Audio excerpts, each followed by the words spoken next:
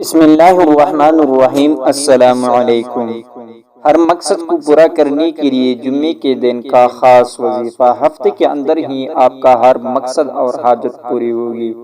پیارے دوستو، آج جو وظیفہ میں آپ کے ساتھ شیئر کرنے جا رہا ہوں، یہ وظیفہ انتہائی باکمال اور پرتاثیر وظیفہ ہے۔ یہ وظیفہ جمعہ کے دن کے حوالے سے ہے۔ آپ نے یہ وظیفہ جمعے کے دن بعد نماز عصر کرنی ہے۔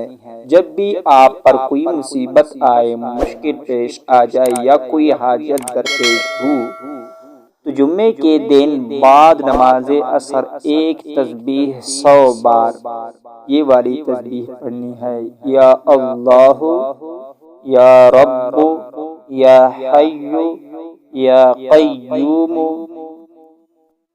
استغیث، یا اللہ، یا اللہ، یا رب، یا رحیم، یا حی، یا قیوم، یا استغیث، یا اللہ پڑھ لے۔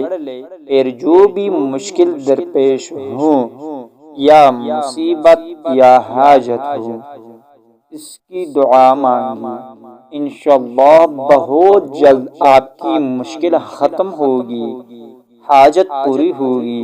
پیارے دوستو، جتنا آپ اس وظیفے کو توجہ اور یقین کے ساتھ پڑھو گے، اتنا ہی تیز اثر ہوگا اس وظیفے کی۔